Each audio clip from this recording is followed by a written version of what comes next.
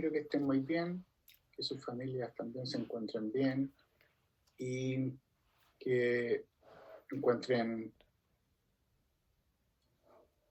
didáctica la clase que vamos a abordar hoy día. Soy Dani Morales Nejas, quien les envía muchos saludos. La sesión que vamos a abordar ahora en este momento se refiere al transporte a través de la membrana. Transporte a través de la membrana que puede ocurrir en forma pasivo o activo. En este caso vamos a abordar los mecanismos del transporte activo. En este caso nosotros estaremos entonces abocados a describir los distintos tipos de transporte activo. Transporte activo ocurre por tres mecanismos principales, uno que es activado por luz solar, otro que es transporte acoplado y otro que es transporte por medio de bombas ATP-ASAs. Y este transporte permite realizar intercambio de iones y también de algunas moléculas pequeñas y grandes cuando estas, por ejemplo, son polares o con carga positiva o negativa. Y entonces vamos a estar explicando estos mecanismos que permiten realizar transporte de partículas. Los fundamentos del transporte activo tienen que ver básicamente con las propiedades de las moléculas y las propiedades de la membrana celular. En particular, la membrana celular es una membrana semipermeable que está formada por lípidos. Por lo tanto, una partícula que tenga carga positiva o negativa o que exista polaridad en una molécula, hace que entonces esa molécula, o en el caso de los iones, por tener carga positiva o negativa, entonces son partículas hidrofílicas. Las partículas hidrofílicas van a interactuar negativamente con los ácidos grasos que forman los fosfolípidos, por lo tanto va a haber repulsión. Y entonces, este tipo de moléculas con polaridad y las moléculas que tengan carga positiva o negativa y los iones también por tener carga positiva o negativa no van a poder atravesar la bicapa de fosfolípidos. Y entonces tienen que ser transportados, en este caso, ocupando mecanismos que involucren la participación de proteínas. Esos aspectos son similares al transporte pasivo, pero lo que define el transporte activo, la definición de transporte activo, es que es aquel tipo de transporte que se realiza en contra del gradiente de concentración. Entonces ocurre de una zona donde hay menos cantidad de partículas hacia una zona donde hay mayor cantidad de esas partículas. La concentración se refiere a la cantidad de partículas que hay por unidad de volumen. Y entonces el transporte activo y el transporte pasivo, por difusión facilitada, tienen en común que necesitan proteínas, pero hay una diferencia. El transporte activo ocurre en contra del gradiente de concentración. Y en este caso, dado que el gradiente electroquímico no es favorable, se va a requerir que haya una energía adicional que sea aportada. En este caso puede ser desde la luz del sol, la energía electromagnética, o puede ser de algunas moléculas como el ATP, que pueden ser hidrolizadas para aportar la energía, o en otros casos, en el caso particular del transporte acoplado, un gradiente puede participar en la transferencia de energía a otro gradiente, porque un gradiente es desfavorable, porque estamos situando que el transporte activo es en contra del gradiente de concentración. Pero entonces ese transporte en contra del gradiente de concentración no se podría realizar a no ser que le transfieran energía. Y esa transferencia de energía puede ser desde el sol, desde otro gradiente o desde proteínas que pueden realizar hidrólisis de ATP. Entonces, un primer mecanismo es la bomba activada por luz solar. A esto yo le llamo la energía que proviene de eres mi sol. Se requiere una proteína. Esta proteína atraviesa varias veces la bicapa. Aquí se muestra que atraviesa 7 veces la bicapa. Y esta proteína está presente en algunos organismos del dominio Archaea, en particular, por ejemplo, Halobacterium salinarum. Es un organismo unicelular de tipo Archaea que tiene una proteína que se llama bacteriorhodopsina. Y esta proteína requiere hacer bombeo de protones. Recuerden que los iones protones son un hidrógeno que se ha liberado usualmente de un oxígeno y queda con carga positiva. Los iones protones son bombeados por esta proteína, bacteriorhodopsina. Pero para bombearlos contra su gradiente de concentración requiere una energía, y esa energía proviene del Sol, porque el Sol genera energía electromagnética. En este caso, no se requiere ATP para este tipo de transporte. No se requiere hidrolizar ATP. Por el contrario, se utiliza energía del Sol para bombear protones en contra del gradiente, para después utilizar ese mismo proceso de concentración de protones dentro de la célula, y así poder utilizar ese gradiente de protones finalmente para producir ATP. En este tipo de organismos como Halobacterium salinarum se ocupan un gradiente de protones para poder producir ATP y no para utilizar el ATP para hacer el bombeo de protones. Entonces es un mecanismo que no tiene que ver con hidrólisis de ATP y se llama entonces bomba activada por luz solar. Hay otro tipo de transporte que se llama transporte acoplado o cotransporte o transporte activo secundario. Depende del libro, cómo se le llame. Usualmente el transporte acoplado significa que por ser transporte activo ocurre el transporte de alguna partícula en contra del gradiente de concentración. Pero luego hay usualmente el transporte de otra partícula. Y ese transporte de otra partícula ocurre a favor del gradiente. Y entonces el gradiente a favor le convida, le transfiere energía al gradiente en contra. Y así se puede realizar el transporte entonces de esa partícula que tenía impedido el paso, por así decirlo, porque no era favorable energéticamente. Y entonces, en este caso, el transporte acoplado, por ejemplo, ocurre en el intestino delgado. En el intestino tenemos unas células que presentan un plegamiento de la membrana acá que se llaman microvellosidades, y estas microvellosidades están mirando hacia el tubo, hacia el intestino, digamos hacia lo que se llama el lumen. En histología el lumen es la cavidad que está formando el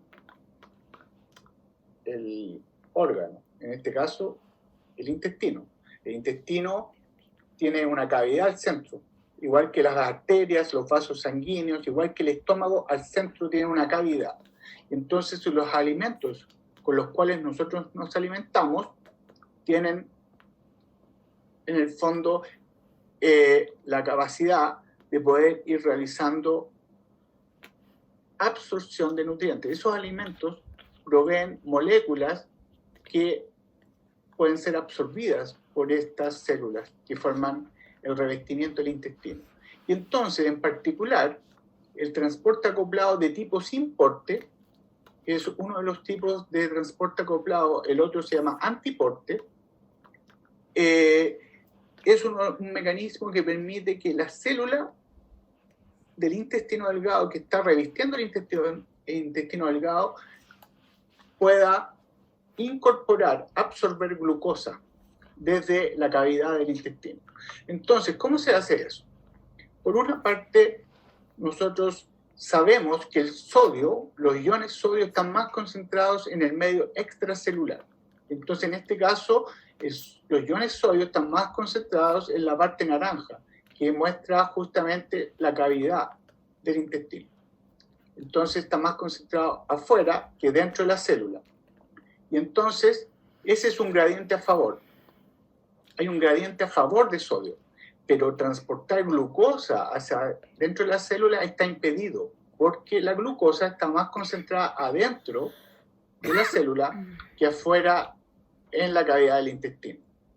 Y entonces, transporte de glucosa hacia el interior de la célula, desde el lumen al interior de la célula, no se puede realizar favorablemente, en forma energética favorable, puesto que es un gradiente en contra, un gradiente de concentración en contra. Entonces, la única forma de que este transporte de glucosa pueda ocurrir es que el gradiente a favor de sodio le transfiera energía a este otro gradiente, y esa transferencia de energía le va a proveer la energía necesaria para que pueda ocurrir el transporte de glucosa. Por eso se llama sin-porte, porque hay dos partículas siendo transportadas. La glucosa no puede transportarse porque está en contra del gradiente, pero el sodio está a favor de su gradiente. El gradiente de sodio, como tiene energía suficiente, le va a convidar energía al otro gradiente en contra, y de esa manera la glucosa puede atravesar. Eso se llama sin-porte sodio-glucosa, porque en este caso, ¿por qué se llama sin-porte? Porque las dos partículas se mueven en el mismo sentido. En este caso, las dos partículas entran. Ese tipo de fenómeno pertenece al transporte acoplado, un mecanismo que utiliza un gradiente a favor para transferirle energía al gradiente que está desfavorecido energéticamente, porque en el fondo está en contra del gradiente. Ahora, otro ejemplo de transporte acoplado es el que ocurre entre el sodio y el calcio. Esto principalmente en fibras musculares. En el corazón, en nuestro órgano tan importante que está bombeando sangre, el corazón está formado por muchas fibras musculares, son fibras musculares cardíacas. ¿Y qué es lo que está ocurriendo? Cuando ocurre contracción de las fibras musculares del corazón, estas fibras musculares están liberando calcio dentro de la célula, desde el retículo sarcoplásmico, un organelo que permite ser una reserva de calcio. Y ese calcio se libera en el momento en que se requiere la contracción muscular, porque básicamente esa contracción muscular es lo que va a permitir bombear la sangre. El corazón, al estar formado por muchas fibras musculares que se contraen, permite entonces contraerse al mismo tiempo todo el órgano. Ahora, ¿qué ocurre? No es una contracción al mismo tiempo en el microsegundo, sino que va siguiendo una secuencia, pero en el fondo la idea es que el corazón se contrae con sus distintas fibras musculares en un tiempo muy cortito, de manera que pueda hacer su acción de bombear sangre. Ahora, la acumulación de calcio que se requiere para que la actina y la miosina, dos proteínas que se requieren para la contracción muscular, ese calcio que se acumuló dentro del medio intracelular puede ser tóxico para la célula. Y entonces hay que expulsarlo. Y para expulsarlo se utiliza un gradiente a favor de sodio. ¿Por qué? Porque transportar calcio hacia afuera no es favorable energéticamente, porque el calcio está más concentrado fuera de la célula que adentro. Entonces, mover calcio desde adentro de la célula hacia afuera es desfavorable, está en contra del gradiente de concentración. Entonces ese gradiente que está en contra hace que este transporte sea un tipo de transporte activo. Pero ¿qué ocurre?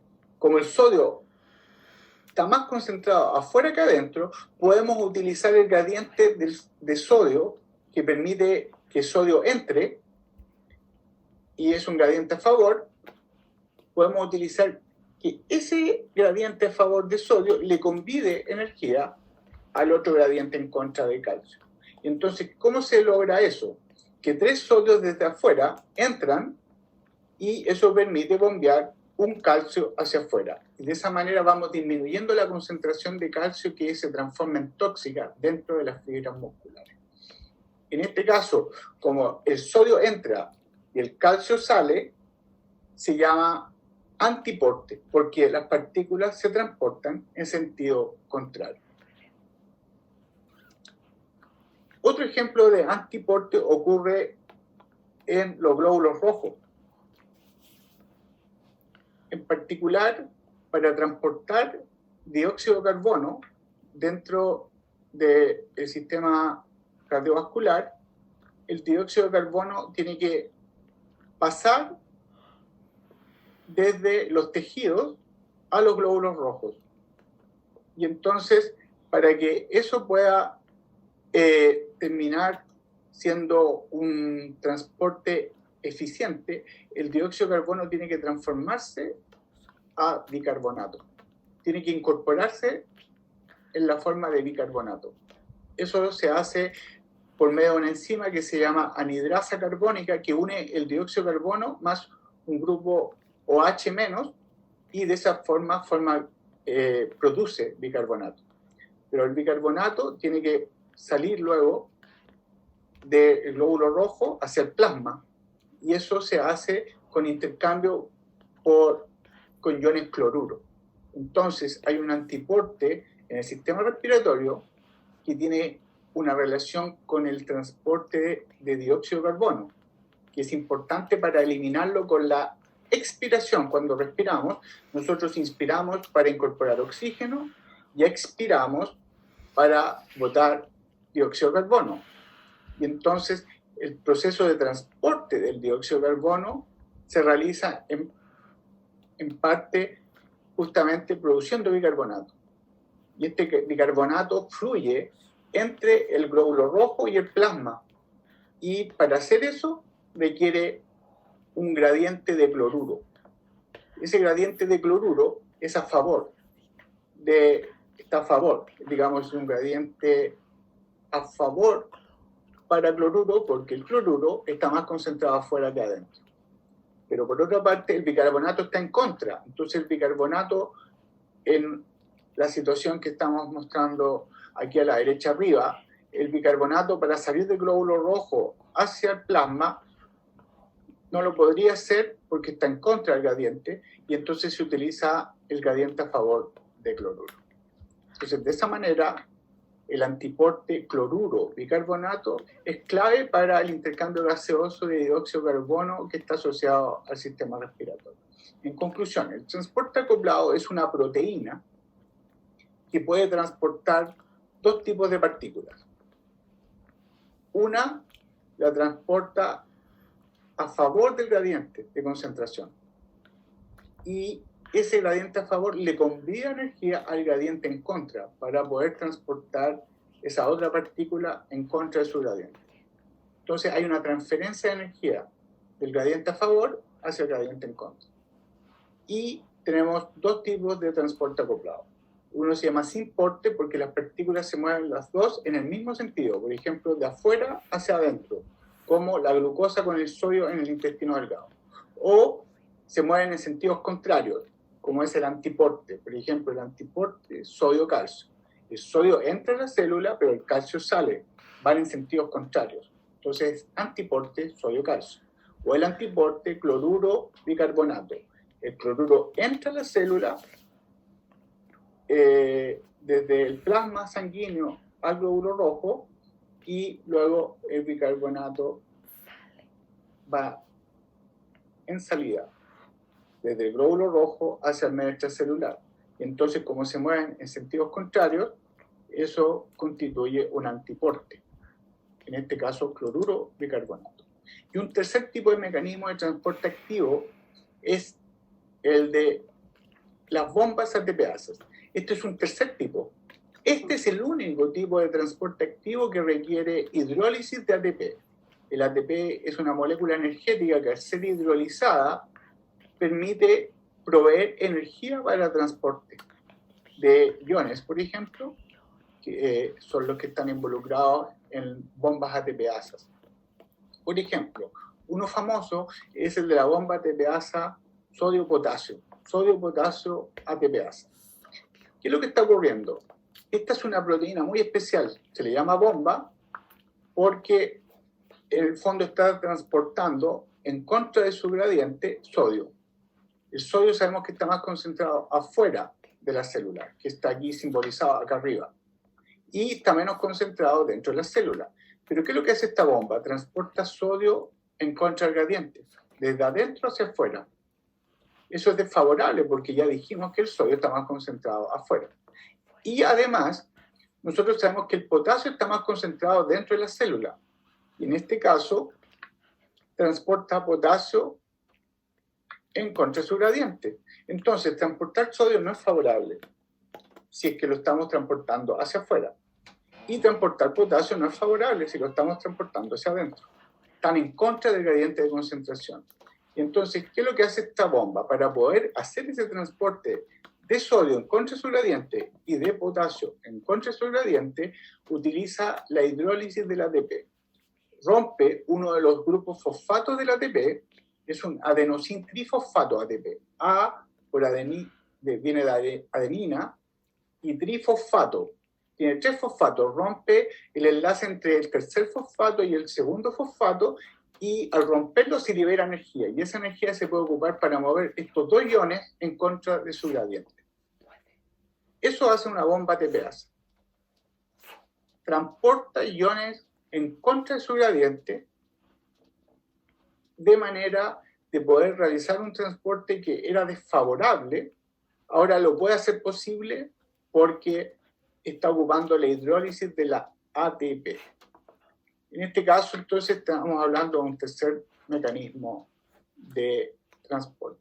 En particular, la bomba sodio-potasio ATPasa es importante porque ayuda a mantener el equilibrio osmótico, que se refiere a los equilibrios relacionados con la cantidad de agua que hay en el medio extracelular e intracelular, la mantención del potencial de membrana, que es importante especialmente en el sistema nervioso, y por otra parte es importante para aquel transporte de glucosa que se realiza en el intestino porque al haber bomba sodio-potasio permite expulsar sodio y con eso permite aumentar la concentración de sodio afuera que se va a utilizar para poder transportar la glucosa hacia adentro de las células del intestino. En ese caso estamos ante un mecanismo de una proteína que actúa transportando en contra del gradiente de concentración. Como toda proteína, estas proteínas realizan cambios conformacionales. Entonces, por ejemplo, la bomba sodio-potasio ATPasa primero se abre hacia el citoplasma para que el sodio se pueda unir. Una vez que el sodio se une, y para eso justamente necesita hidrolizar ATP, el ATP se transforma en ADP que quedó difosfato, el sodio pudo entrar y la bomba ATPasa ya tiene su grupo fosfato que viene del ATP. Entonces, ahora, ¿qué ocurre? Esta bomba se va a cerrar hacia adentro y se va a abrir hacia afuera, hacia el medio extracelular, y ahí va a liberar el sodio. En ese mismo momento puede entrar potasio desde afuera y luego se va a cerrar hacia afuera y se va a abrir hacia adentro, que es lo que ocurre aquí al final. Y entonces el potasio ahora puede quedar en el interior de la célula. Esos son cambios conformacionales que permiten que esta proteína pueda unirse al sodio y transportarlo hacia afuera, desde adentro hacia afuera. Y puede unir potasio y transportarlo desde afuera hacia adentro. En estos dos casos estamos transportando estos 2 iones en contra de su gradiente. Y depende de la hidrólisis del ATP. En este caso no es un antiporte, no confundirse, no es antiporte, porque en este caso estamos ocupando hidrólisis de ATP, entonces una bomba sodio-potasio ATPasa. Y esos mecanismos de cambios conformacionales también los realizan otras bombas ATPases. Por ejemplo, hay bombas ATPasas de protones y bombas ATPasas de calcio, que permiten bombear calcio o protones en contra de un gradiente de concentración. Esos son los tres mecanismos que permiten realizar, en el fondo, transporte en contra del gradiente. Ahora, eso, mirado en un contexto biológico, los transportes pasivo y activo se producen básicamente por ejemplo, en órganos que están involucrados con la digestión, como el intestino, y también son importantes estos transportes en la barrera hematoencefálica, la barrera que en el fondo separa la sangre del cerebro. Entonces, en nuestro organismo se produce intercambio a nivel del sistema digestivo. Nosotros necesitamos incorporar moléculas que hayamos obtenido de la alimentación, y para eso se produce transporte de moléculas hacia el interior de las células del intestino. Y después esas moléculas las podemos utilizar para el metabolismo. Pero por otro lado, tenemos en el cerebro también traspaso, intercambio de moléculas. Entonces, aquí en particular, como ejemplo, estamos viendo el intestino delgado y estamos mostrando ejemplos de tipos de absorción que se pueden producir de moléculas. Entonces, en A tenemos que hay transporte que se produce a través de todas las células, desde la cavidad hasta la sangre. Y para eso tiene que atravesar la célula. Ese transporte se llama transcelular. Tenemos por otra parte en B transporte activo. Tenemos que hay moléculas que no pueden atravesar la bicapa y requieren, por ejemplo, una proteína, pero que además les permita la movilización de esas moléculas o partículas en contra del gradiente. Tenemos, por ejemplo, difusión facilitada, proteínas que permiten que se produzca paso a favor del gradiente de concentración, y ese tipo de procesos también está ocurriendo a nivel de intestino. Y tenemos otros casos más complejos, que hay moléculas que se pueden envolver en vesículas que tienen lípidos en su borde. Es membrana plasmática que está formando estas pequeñas bolsitas que permiten incorporar moléculas ahí y de esa manera llevarlas desde el medio extracelular al interior de la célula. Esto es un mecanismo de transporte de moléculas más grandes, de macromoléculas, y para eso se necesita un aporte de energía. Y también se puede transportar un poco de líquido con moléculas desde el exterior hacia el interior, también en vesículas. Las vesículas tienen que imaginárselas como una bolsita de grasa, en que la grasa, los lípidos, forman una membrana y al interior queda agua con moléculas. Y eso pasa a ser un mecanismo de pinocitosis, que permite también incorporar moléculas hacia el interior de las células del intestino. Finalmente, todas estas moléculas, por todos estos mecanismos, pueden pasar a la sangre y de esa manera formar parte de lo que sería el proceso de absorción de moléculas desde los alimentos, cuando son digeridos, a básicamente lo que sería el metabolismo celular, para lograr metabolizar esas moléculas y que nuestras células que forman el cuerpo las puedan utilizar. A nivel de sistema nervioso, tenemos una situación parecida. Entre la sangre que está acá arriba, más arriba, acá, más arriba, tenemos sangre, y acá van a estar las neuronas y otras células del sistema nervioso que se llaman glía, por ejemplo los astrocitos, y desde la sangre se va a regular el paso hacia el sistema nervioso. Y entonces hay un transporte que se llama paracelular, en que hay partículas que atraviesan entre las células. Ese transporte se llama paracelular. Hay transporte transcelular, como en el intestino que vimos, que hay partículas hidrofóbicas que pueden atravesar la bicapa y pueden atravesar la célula completamente y llegar al sistema nervioso. hay transporte, por ejemplo, de proteínas. Las proteínas son hidrofílicas y entonces el transporte de esas moléculas va a requerir básicamente la utilización de proteínas. En este caso, hay transportadores de glucosa, transportadores de aminoácidos y transportadores de nucleósidos. Eso es un transporte proteico, en el sentido que necesita proteínas para poder transportar glucosa o distintos aminoácidos o distintos nucleósidos. Eso básicamente se refiere a difusión facilitada. Y tenemos otros dos mecanismos de transporte ahora de moléculas muy grandes, que la forma en que se pueden transportar es por medio de vesículas. Y entonces se forma una bolita de lípidos en que permite incorporar a las moléculas que estamos transportando desde afuera hacia el interior de la célula. Y después eso mismo se puede repetir en el otro extremo de la célula, pero ahora expulsándolo.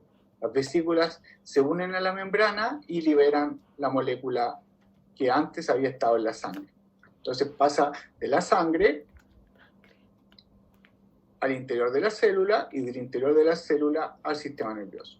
Y por último, la transcitosis, que es absortiva, que en este caso se refiere a algunas proteínas que pueden ser incorporadas en vesícula también y luego liberarlas al otro lado. ¿Cuál es la diferencia con esta otra transcitosis que está en el número 4? Es que en la número 4 está participando una proteína receptora que se va a unir a la molécula que estaba en la sangre. Entonces, esta transcitosis es una transcitosis mediada por receptor.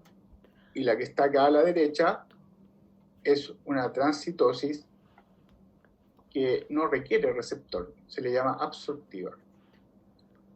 Muchas gracias, que estén muy bien. Saludos.